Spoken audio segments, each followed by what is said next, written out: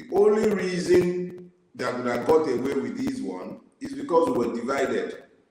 A key component of the Nigerian conscious layer was not part of the Obidient movement, and we did not plan without them. This time around, the only reason I'm doing this, and many other people are doing what they are doing in their own spaces, is so that we prepare you, so that you understand. Even the topic I've chosen for today is part of the preparation for 2027. It's not about persons. Persons will come and persons will go. Persons will live and we will all die. So if it is about persons, it is perishable. This is about ideas. The totality of my exertion is about ideas, it's about ideals, it's about principles. So whether it is Peter Obi, whether it is whoever, it does not matter. It is the ideas we live for that matters. So whoever is going to run in 2027 against Jaguda, it doesn't matter. As long as we are united in our resolve to change Nigeria, Nigeria will change, even if that means we take to the street. That is what it is. So don't focus on persons, don't focus on Peter Obi, don't focus on Tinubu, focus on yourselves. Let's unite ourselves in preparation for what is to come. Do you get it? I'm seeing, for instance, I'm seeing some idiocies online about uniting with somebody as filthy as Rufai. It does not make sense, and I don't believe even Peter Obi will make that kind of error. Yes, it can be accommodating and all of that, but there must be a line drawn clearly, and that line is Rufai, not Rufai. No. Capital no. So please, let's forget about whether Peter Obi is running, whether Tinubu is a master rigger. It does not matter. What matters is where you are. What matters is how well you manage to unite yourselves. That is what counts. The second question is from Ademola Ilori. He asked what my thoughts are on free and compulsory education for primary, secondary, and a 2-year diploma program in polytechnics. He says Kwame Nkrumah united all tribes in Ghana using similar program. Let me be very clear about something. As part of my discussion this morning, I'm going to speak to the role of education in unite. I'll speak to that. But just to answer your question, I'm all for it. Education, and I'm not talking about this stupid Western education and the curriculum that we currently have that delivers nothing of value to those who go through school.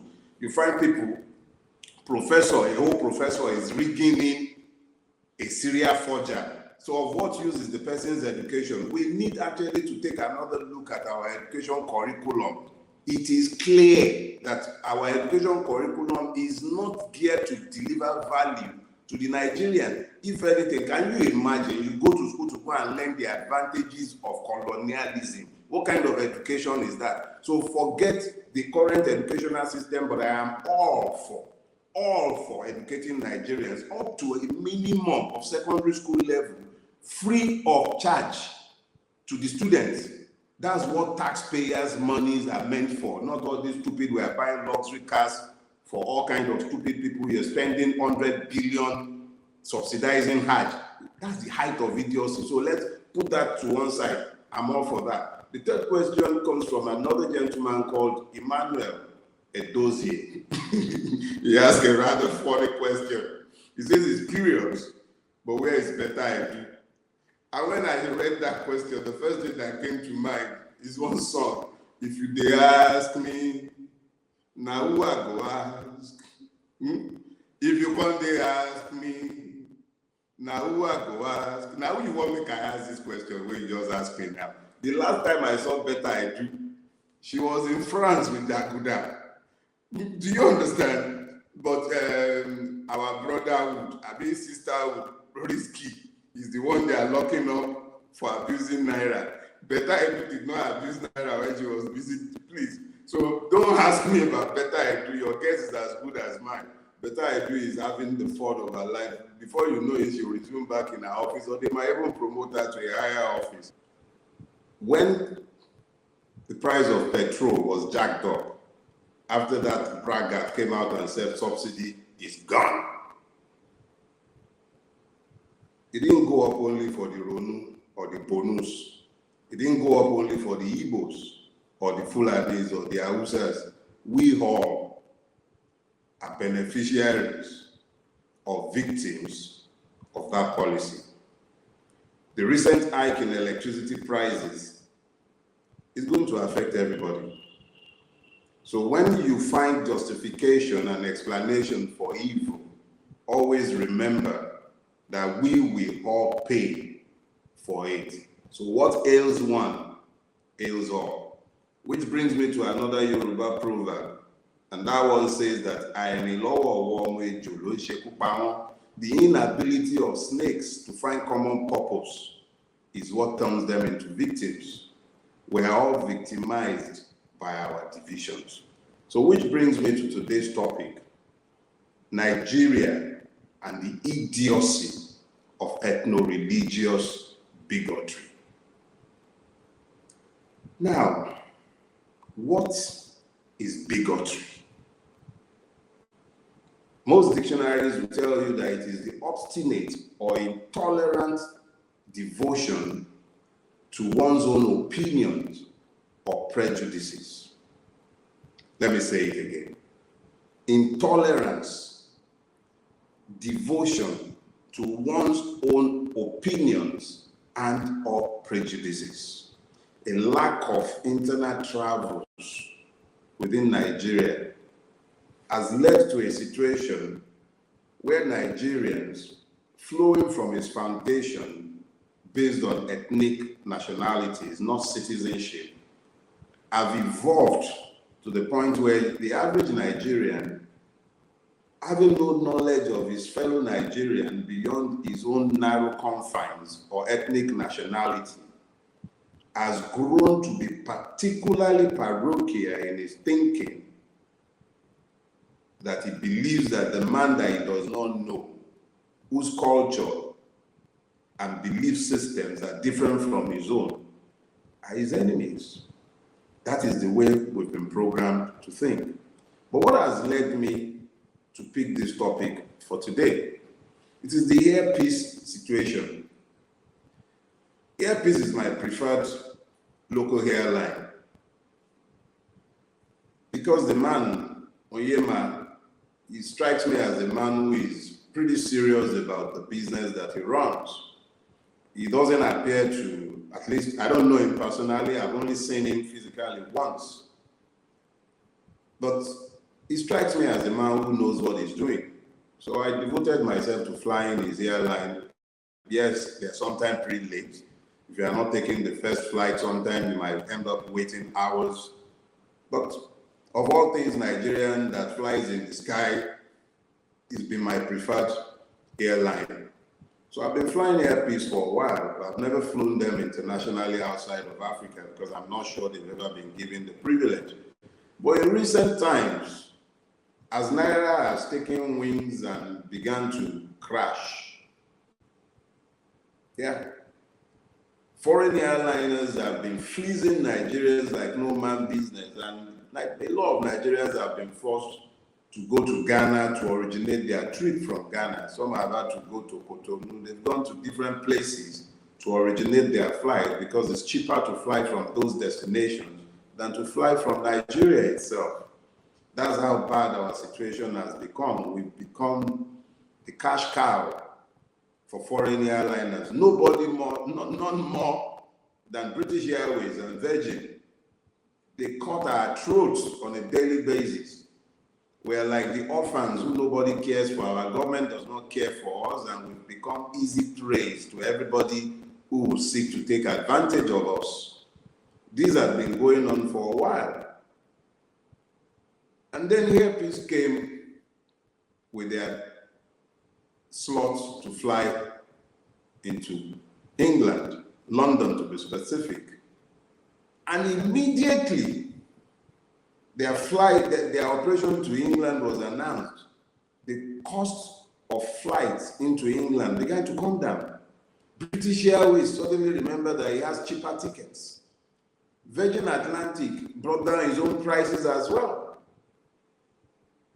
This man has been the one who is ever ready to go pick Nigerians whenever we're in trouble, whether it is the xenophobic South Africans who are busy killing our people, or whether it's the slave traders of Libya, this man had always shown up. He'll go there and he'll pick our people. There is nothing to be said other than to praise Onyema for what he'd been doing. And then he said he was going to England and prices began to come down. And then the first flight to England, some of the cabin crew were wearing Isiagu. I'll come back to the meaning of Isiagu later on because I have had occasion to be arguing with a few of my Igbo brothers who are busy arguing that Agu means lion. All kind of Agu means lion or Agu means tiger, nonsense. Agu is the leopard. We can have that linguistic argument maybe if we have enough time later on. But important thing is that they were wearing the Isiagu, even though wrongly depicted with the Odom, the lion, in the picture. I was going to wear one of those this morning, but that's another story for another day. Important thing is, some people took umbrage. They couldn't even bring themselves to focus on the win for Nigeria, because like it or not, the Igbo does not see you as Igbo, Yoruba, Fulani, Hausa. You are all the same. Nigerians, end of story. They don't care about the petty divisions that you have perfected in your space. They care not. As far as they are concerned, Nigerian, that is what defines you. But you are busy quarreling over the fact that somebody who bought planes with his own money is running his operation, elected to project what should be a thing of pride to all of us. Nigeria is not a nation. It's a pseudo-state, a criminal enterprise. And some people like Onyema are trying to build a nation. A nation is a melting pot of different things. The strength of that is the diversity, the energy, the synergies that can be created from the multifaceted aspects of our country. Almost every Nigerian eats amala now, but it's a Yoruba meal. It is a Yoruba meal. It's gone national. The idiocy of spraying money for which you sent our brotherhood to jail now, that idiocy was a Yoruba phenomenon. Now every Nigerian is busy spraying naira. Once one Oba even made an agbada for a musician with naira. Nobody touched that Oba.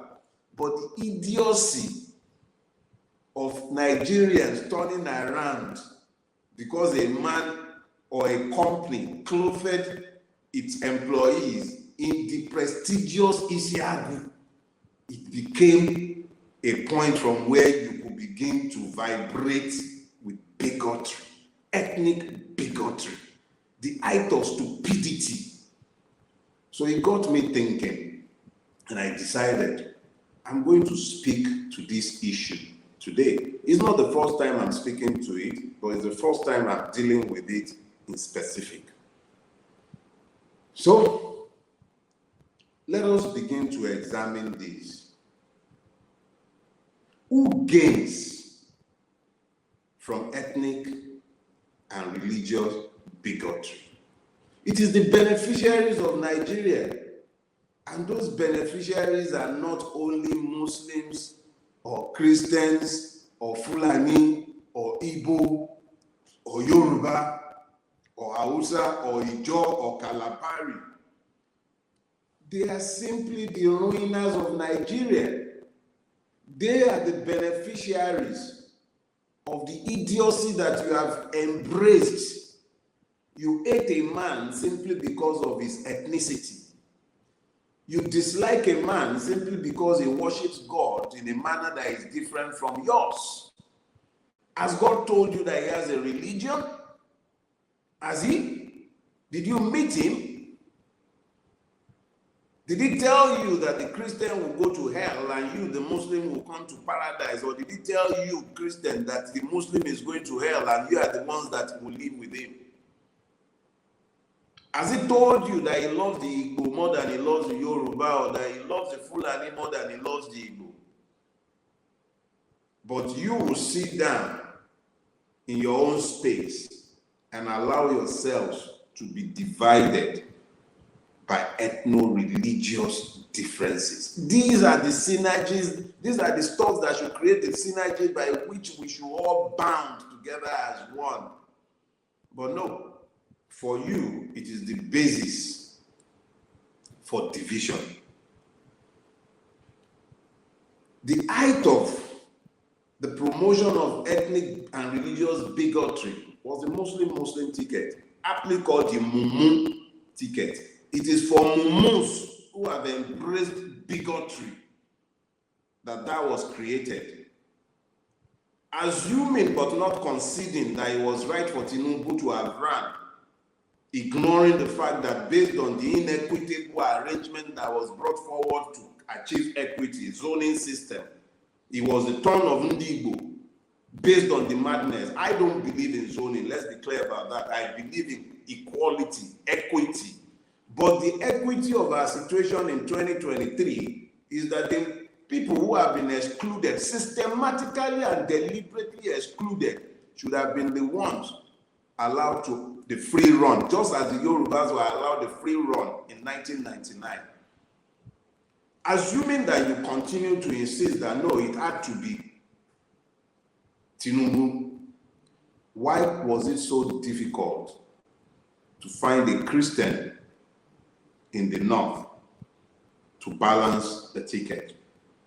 The cold hard calculation was that they must pander to religious bigotry and they must fan the embers of Igbo hatred. And that was what led to the emergence of Shetima. Nigerians roundly rejected this hatred, and that's why Tinubu did not win. He stole the election. I continue to insist on that because that is the truth. Up until today, INEC cannot tell you how they arrived at his announcement as the winner. That is hatred being promoted at the highest level of political elitism in Nigeria. The people who should provide leadership are the ones providing hatred. That is Nigeria.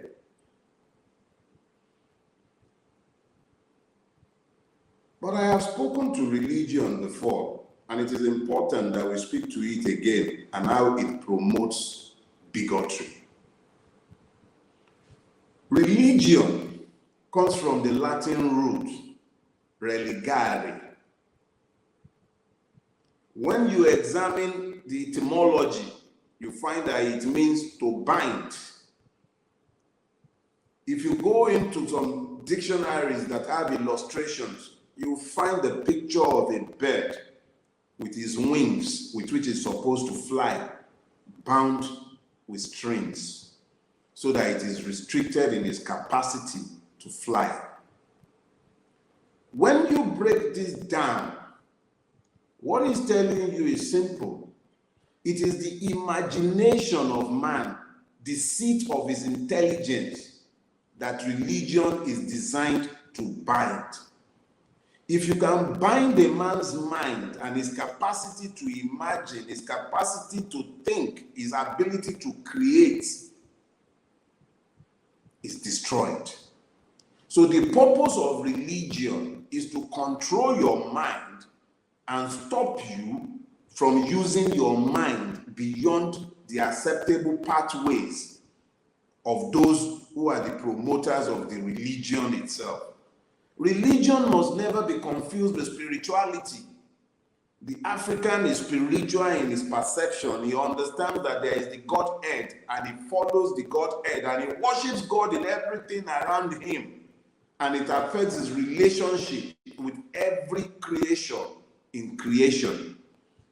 The African sees the majestic mountain and he bows down and worships the God who has created the mountain. But those who would use religion to control your mind will tell you he's worshiping the mountain. No, he sees the majestic river and he bows down and worships the whole, the awesome God who has created the river. He sees the ocean He worships the might of the Almighty God of creation who has created that. That is spirituality. It must never be confused with religion. Spirituality seeks to connect you with God. It does not seek to connect you with men who will control you with religion. Unfortunately, Nigeria is the place where religion has come to find its true meaning. Men, puny men, puny men given to their carnality, out to make a buck, have turned religion into a deadly weapon by which they have limited your capacity to think. But that is as far as religion is concerned, because it is when religion has found its apogee, its height, its zenith, when it has come into its own, truly come into its own, that you find situations where a man tells you to hate another person simply because that person professes God in a manner that is different from the one that you have elected. If some of you had been born Muslims, you would have killed for Islam. If some of you had been born Christians, you would have killed for Christianity. But it's a function of what part of the divide you were born. It's not, for most of you, it's not even a function of conviction, because you have no relationship with God. The totality of your relationship is with your religious rulers or ruiners, as the case might be, because in Nigeria, there is really no disconnect between the political class and the religious rulers. They are one and the same.